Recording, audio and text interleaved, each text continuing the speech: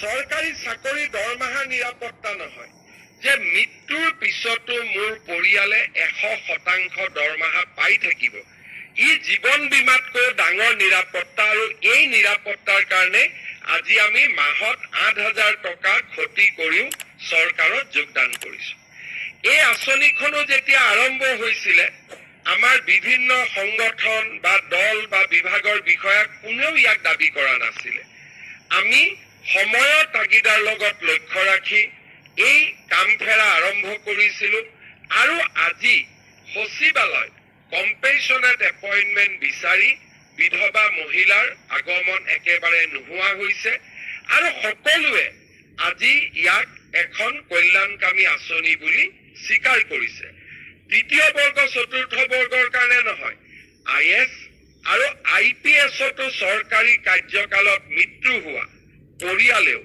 আজি একেমুখে স্বীকাৰ কৰিছে যে এনে এখন কল্যাণকামী আঁচনিৰ কাৰণে পৰিয়ালটোৰ ভৱিষ্যতৰ কাৰণে আজি আমি চিন্তা কৰিবলগীয়া হোৱা নাই ইয়াৰ লগত আমাৰ চৰকাৰে কেইবাটাও মুখ্যমন্ত্ৰী লোকসেৱা আৰোগ্য যোজনা চৰকাৰী কৰ্মচাৰীসকলৰ দাবী আছিল যে কেছলেছ ট্ৰিটমেন্ট হ'ব লাগে আজি আমি মেদান্ত হস্পিটাল গুৱাহাটী চিকিৎসা মহাবিদ্যালয় আমি নেট বঢ়াই লৈ গৈ আছো এই বছৰৰ ভিতৰতে মুখ্যমন্ত্ৰী লোকসেৱা আৰোগ্য যোজনাই কেছলেছ এটা যি ৰূপ পাব লাগে সেই ৰূপলৈ আজি গতি কৰি আছে আৰু চৰকাৰী কৰ্মচাৰীসকল তাত বিশেষভাৱে সহায় হ'ব কৰ্মচাৰী পৰিষদ তথা কৰ্মচাৰী সমাজৰ প্ৰতিনিধিসকল আৰু সুধীবৃন্দ আজিৰ দিনটোত আমি দুটা গুৰুত্বপূৰ্ণ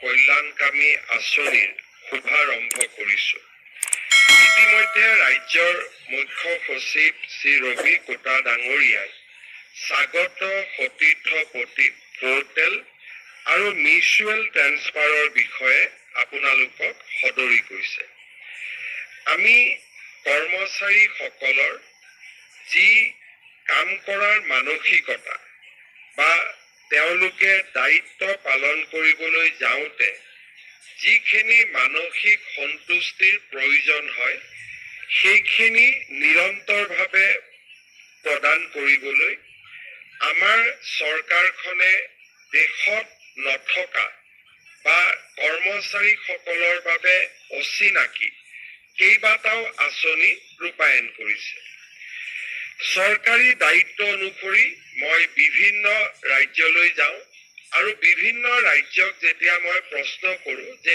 এনেকুৱা ধৰণৰ আঁচনিবিলাক আপোনালোকৰ চৰকাৰৰ আছে নেকি বা ইয়াতকৈ কিবা ভাল আঁচনি আছে নেকি তেতিয়া মই এটাই কথা অনুমান কৰোঁ যে পৰম্পৰাগত সা-সুবিধাসমূহক বাদ দি কোনো চৰকাৰে কৰ্মচাৰীসকলৰ কল্যাণৰ বাবে অলপ বাহিৰলৈ গৈ অলপ আগলৈ গৈ কাম কৰিবলৈ চেষ্টা কৰা নাই আৰু তেওঁলোকে এতিয়াও টেক্সট বুকত যিখিনি লিখা আছে অৰ্থাৎ কৰ্মচাৰীৰ এফআৰ এছআৰ ৰুলছত যিখিনি লিখা আছে তাৰ ভিতৰতে তেওঁলোকে কাম কৰি আহিছে আনকি ভাৰতবৰ্ষত এতিয়া মাত্ৰ 6খন ৰাজ্য আছে যি 6খন ৰাজ্যৰ কৰ্মচাৰীসকলক দিয়ে কেন্দ্ৰীয় চৰকাৰৰ দৰে পৰিশোধ কৰি আহিছে আৰু 6খন ৰাজ্যক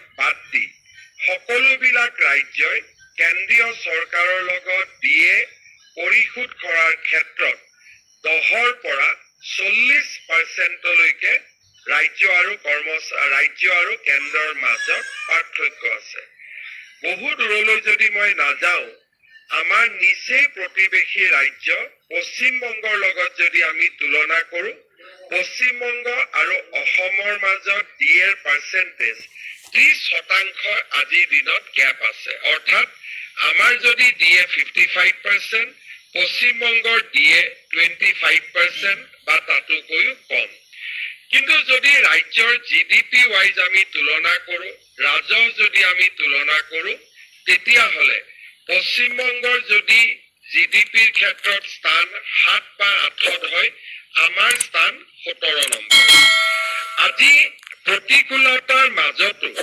আমি ৰাজ্যৰ কৰ্মচাৰীসকলক তেওঁলোকক সম্পূৰ্ণ মানসিক সন্তুষ্টি দিবলৈ কেইবাটাও প্ৰচেষ্টা হাতত লৈছো আৰু প্ৰত্যেকটা প্ৰচেষ্টাই আজি একক আৰু অনুকৰণীয় ৰূপত থিয় হ'বলৈ সক্ষম হৈছে। আমি যদি প্ৰথমৰ পৰাই চাব যাওঁ, প্ৰথম নিযুক্তি, আজি চৰকাৰৰ নিযুক্তিত আমি সকলো ধৰণৰ দুৰ্নীতি নিৰ্মূল কৰিবলৈ সক্ষম হৈছো। আজি অসমে ভাৰতৰ ভিতৰত এখন ৰাজ্য য'ত এতিয়া একেবাৰে সাধাৰণ মানুহ এজনকো যদি কোনোবাই প্ৰশ্ন কৰে যে চৰকাৰী চাকৰিত টকা পইচাৰ লেনদেন হয় নেকি, কোনো প্ৰকাৰে কোনেও বিশ্বাস কৰিবলৈ সাজু নহয়। কাৰণ প্ৰতিজন ল'ৰা ছোৱালীয়ে দেখা পায় যে মোৰ গাঁৱত কষ্ট কৰি পঢ়া ল'ৰাজনে আজি চৰকাৰী চাকৰি লাভ কৰিবলৈ সক্ষম হৈছে। নিযুক্তিৰ ক্ষেত্ৰত নিকা আৰু স্বচ্ছতা, শিক্ষকৰ নিযুক্তিৰে আৰম্ভ হৈছিল, আৰক্ষীৰ নিযুক্তিৰে সেই যাত্ৰা অতিক্ৰম কৰি আজি আমি লোকসেৱা আয়োগৰ পৰা আৰম্ভ কৰি প্ৰত্যেকটো চৰকাৰী বিভাগতে আমি স্বচ্ছতা আনিবলৈ সক্ষম হৈছো। এইবাৰৰ এডিআৰই পৰীক্ষাত আমি পুৰণা অসম ৰাজ্যিক বিদ্যুৎ পৰিষদকো স্বচ্ছতাৰ মাজলৈ সোমোৱাই লৈছো। আনকি ৰাজ্য চৰকাৰৰ কৰ্মচাৰীয়ে নহয়, এইবাৰৰ পৰা APDCL বা আন আনুষংগিক কৰ্পৰেশ্যন সমূহতো আমাৰ যুৱক যুৱতীয়ে সম্পূৰ্ণ স্বচ্ছতা দেখা পাব। আজি আমি যেতিয়া আপোন ঘৰ আঁচনি আৰম্ভ কৰিছিলো, ৰাজ্যৰ কৰ্মচাৰীসকলে তাক যিভাৱে গ্ৰহণ নকৰক কিয়, মই এই আঁচনিৰ কাৰ্যকুশলতা তেতিয়া আন্দাজ কৰো যেতিয়া কিবা কাৰণত আঁচনিটো বন্ধ হৈ যায়। যেতিয়া আঁচনিটো চলি থাকে কোনেও এটা কথা নকয়, কিন্তু কেতিয়াবা যেতিয়া বিত্ত বিভাগ বা ষ্টেট বেংকৰ MOU খন বন্ধ হৈ যোৱাৰ কাৰণে আঁচনিখন সাময়িকভাৱে স্থগিত হয়, মোৰ মোবাইলত সদায় প্ৰতিদিনে 100ৰ পৰা 200 ফোন আহা বা মেছেজ আহা আৰম্ভ কৰে, ছাৰ আপোন ঘৰ আঁচনিখন কেতিয়া খুলি দিব। তেতিয়া মই মনতে ভাবো যে আঁচনিখন চলি থাকোতেতো কোনেও এবাৰ নকয় খুব ভাল আঁচনি এখন চলি আছে বুলি। তাৰ মানে আমাৰ আঁচনিখন কিমান ফলপ্ৰসূ তাক চাবৰ কাৰণে এটা দুটামান আঁচনিবিলাক বন্ধ কৰি দিলে লগে লগে গম পোৱা যায় যে আঁচনিখন কিমান ফলপ্ৰসূ। আপোন ঘৰ আমি যদিও বন্ধ কৰি দিয়া নাছিলো, বিভিন্ন কাৰণত ষ্টেট বেংকৰ লগত যেতিয়াই আমাৰ কিবা যোগাযোগ বা আন ধৰণৰ ৰিনিউৱেলৰ কথা আহে, তেতিয়াই আপোন ঘৰ আঁচনিৰ প্ৰয়োজনীয়তা আৰু ইয়াৰ মহত্ব সম্পৰ্কে প্ৰকাশ পায়। 40,000তকৈ ৰাজ্যৰ চৰকাৰী কৰ্মচাৰীয়ে 15 লাখ টকালৈকে আপোন ঘৰৰ লোন লৈছে আৰু আজি ৰাজ্যৰ কৰ্মচাৰীসকলে সেই লোন 30 লাখ টকালৈকে বঢ়াই দিবলৈ আমাক জনোৱা আবেদনো আমি গ্ৰহণ কৰিছো। আপোন ঘৰৰ দৰে আঁচনি ভাৰতৰ কোনো ৰাজ্যতে নাই। দ্বিতীয়তে, আপোন বাহনৰ দৰে আঁচনিও বিশেষকৈ নতুন চৰকাৰী কৰ্মচাৰীসকলৰ বাবে আমি আৰম্ভ কৰা আপোন বাহন আঁচনিও ভাৰতবৰ্ষত আজি ক'তো পাবলৈ নাই। আমাৰ চৰকাৰৰ আন এখন আঁচনি, তেতিয়া মই প্ৰমাণ পাইছিলো যে এই আঁচনিখনৰ গুৰুত্ব কিমান। সৰ্বশিক্ষা অভিযানৰ কন্ট্ৰেকচুৱেল টিচাৰসকলক আমি নিয়মীয়াকৰণৰ এটা প্ৰচেষ্টা চলাইছিলো। নিয়মীয়াকৰণ কৰিলে তেওঁলোকৰ দৰমহা 8,000 টকা কমি আহে। কাৰণ আমি ৰেট্ৰস্পেক্টিভ নিয়মীয়াকৰণ কৰিব নোৱাৰো, আমি প্ৰস্পেক্টিভ নিয়মীয়াকৰণ কৰিব পাৰো। তথাপিতো তেওঁলোকৰ দীৰ্ঘদিনীয়া দাবীৰ প্ৰতি সঁহাৰি জনাই বা সেকেন্ডাৰী এডুকেশ্যনত কন্ট্ৰেকচুৱেল পোষ্টত কাম কৰি থকা শিক্ষকসকলৰ দাবীৰ প্ৰতি সঁহাৰি জনাই আমি এটা বিজ্ঞাপন দিছিলো যে যিসকলে নিয়মীয়া হ'ব বিচাৰে আবেদন কৰক। যেতিয়া হাজাৰ হাজাৰ শিক্ষকে নিয়মীয়াকৰণৰ বাবে আবেদন জনালে, মই শিক্ষা বিভাগক সুধিছিলো যে 8,000 9,000 টকা ক্ষতি কৰি মানুহে কিয় চৰকাৰত আহিব খুজিছে। কাৰণ সৰ্বশিক্ষাটো আমি একেই দৰমহা দি আছিলো। এখন আঁচনিৰ কথা সকলোৱে একেমুখে কৈছিল, কন্ট্ৰেকচুৱেল কৰ্মচাৰীৰ কথা কোনেও চিন্তা নকৰিছিল। আমি ৰাজ্য চৰকাৰে সিদ্ধান্ত লৈছো যে কন্ট্ৰেকচুৱেল টিচাৰেও ফ্ৰী মেডিকেল ৰিইম্বাৰ্সমেন্ট পাব। তেওঁলোকেও আজি আমাৰ চৰকাৰৰ আন সাধাৰণ কৰ্মচাৰীৰ দৰে মুখ্যমন্ত্ৰী লোকসেৱা আৰোগ্য যোজনাৰ যোগেদি সুবিধা লাভ কৰিব। আজি যেতিয়া আমি চৰকাৰত আছো, প্ৰত্যেকটো কথাই আমি শুনিবলৈ চেষ্টা কৰিছো। কোনোবাই আহি কৈছে জুনিয়ৰ ইঞ্জিনিয়াৰসকলৰ প্ৰমোচন হোৱা নাই বহুত বছৰ।